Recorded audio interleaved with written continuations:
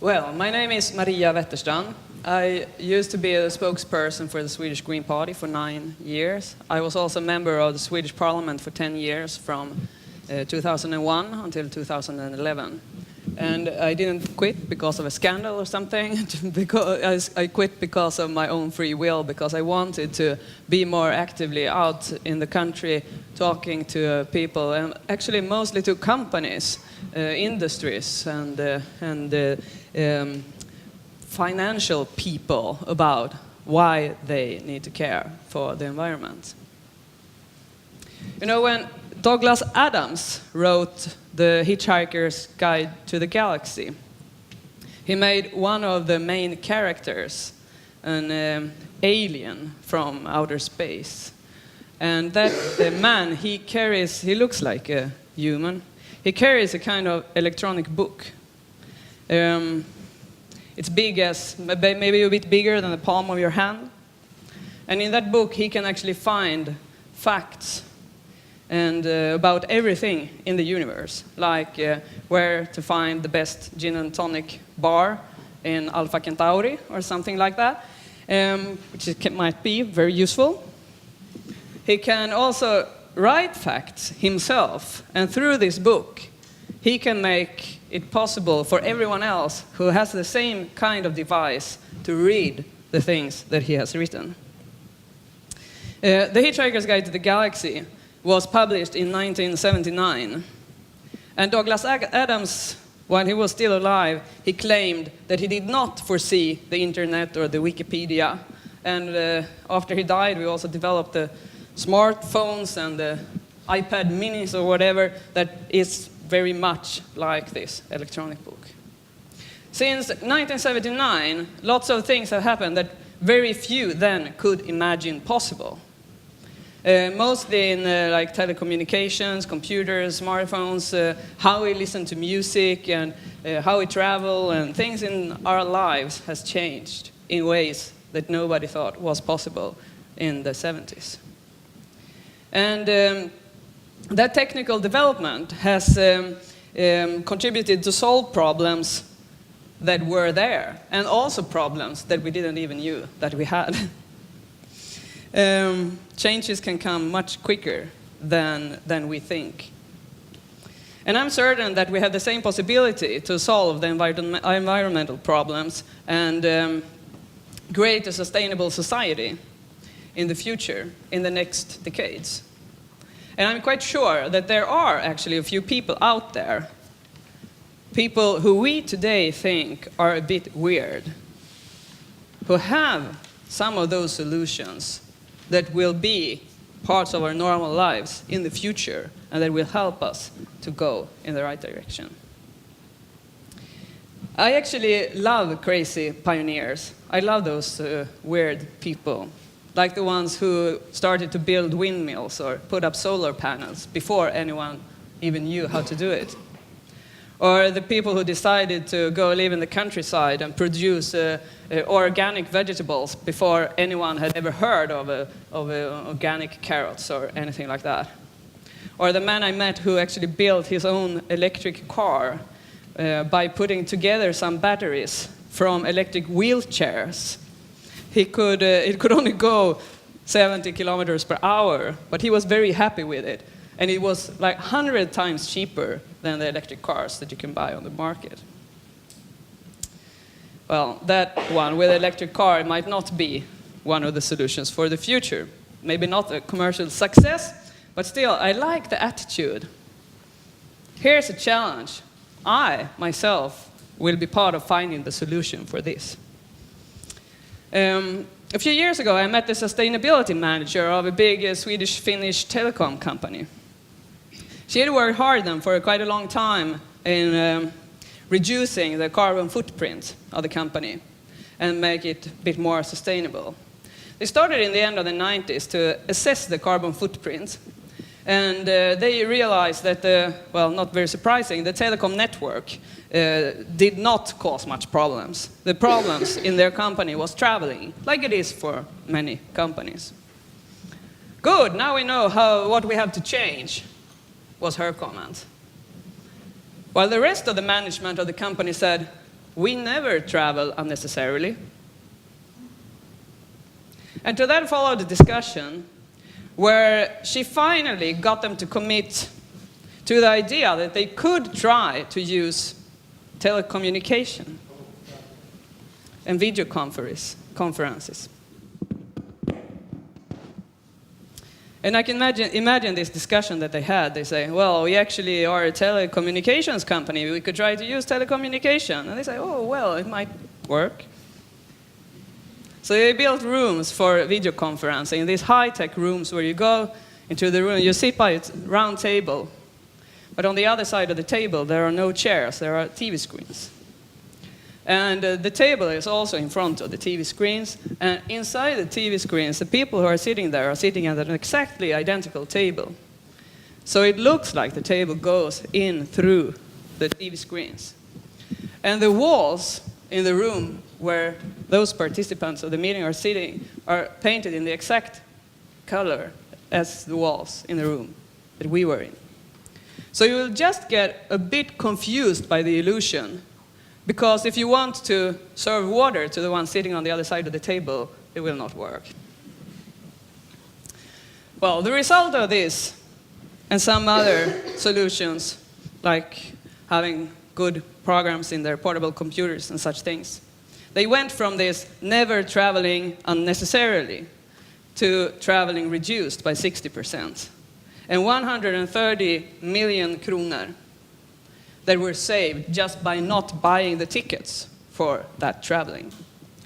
And you can imagine the time they saved by not traveling. They calculated the time they saved by not traveling just between their headquarters in Helsinki and Stockholm. And it amounted to like 1 year of working hours. And one of those men who were very skeptic in the beginning, he said to me that the best thing with this is they can have a meeting with Gothenburg, with Helsinki, and with Milano in the same day and still be able to pick up the children from kindergarten. And as I said, they were very skeptical in the beginning. It needed one person to push them really hard to get there.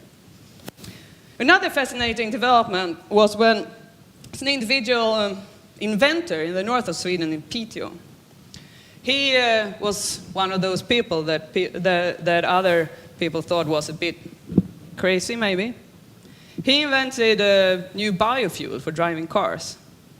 He made a biodiesel out of oil from pine trees in his laboratory. And he didn't just invent this, he also actually got a big oil company to try it. They actually rebuilt part of their refinery to start produce biodiesel from pine oil instead of oil from fossil resources. And I will make a confession, I have some prejudices. One of my strongest is against middle-aged men who are CEOs of big oil companies. I don't think that they care that much about the environment. But when I met this CEO of the oil company who put money in this pine oil, he argued that this was a good idea. First, he said it was a good idea economically, not to put all the eggs in the same basket, he said. Because if the oil will be very expensive in the future, they need to know how to do something different. But then he also said, you know, I have grandchildren, and I want to be able to look them into the eyes and tell them what I am working with. That was something that taught me a lesson. Also, the CEOs of oil companies might have grandchildren. Actually, I think the Swedish people are not always excellent in taking things in their own hands. There is a strong belief, or maybe there's a wish more, that there is someone else who is much better at solving the problems than they are themselves. Preferably the politicians.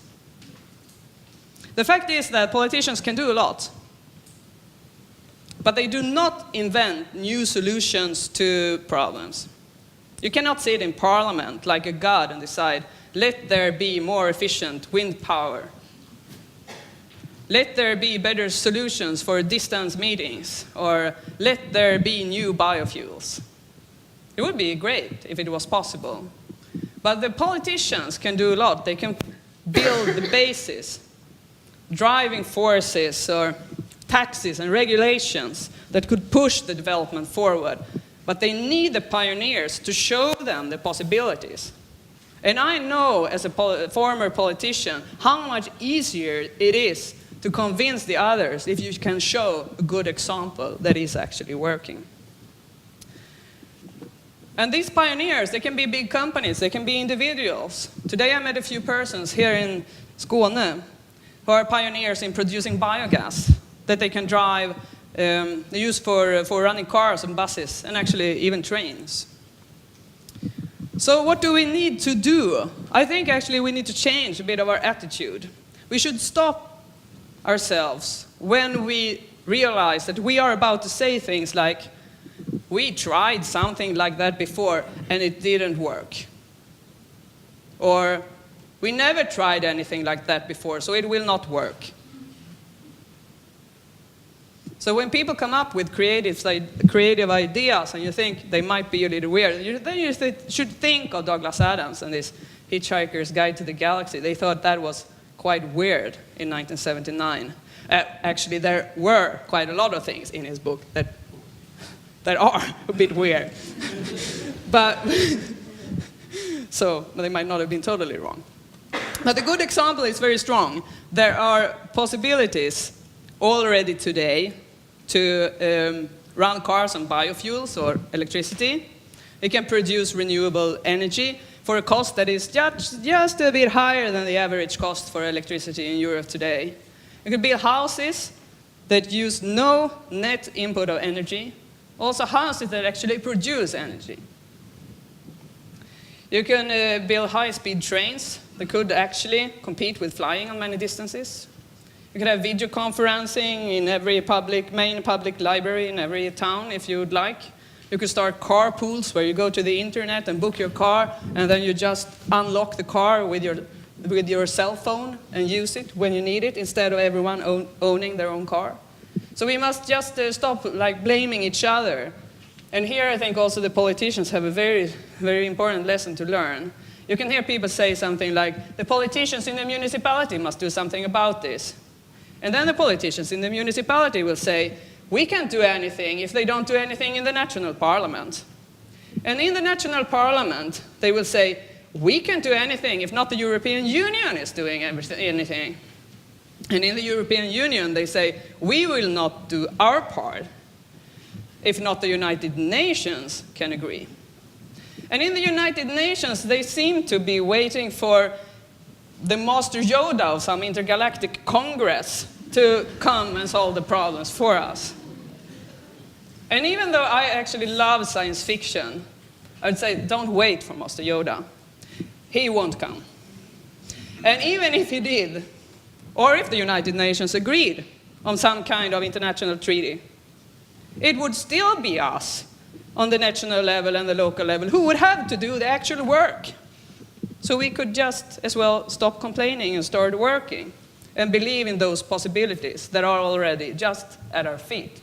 Thank you very much.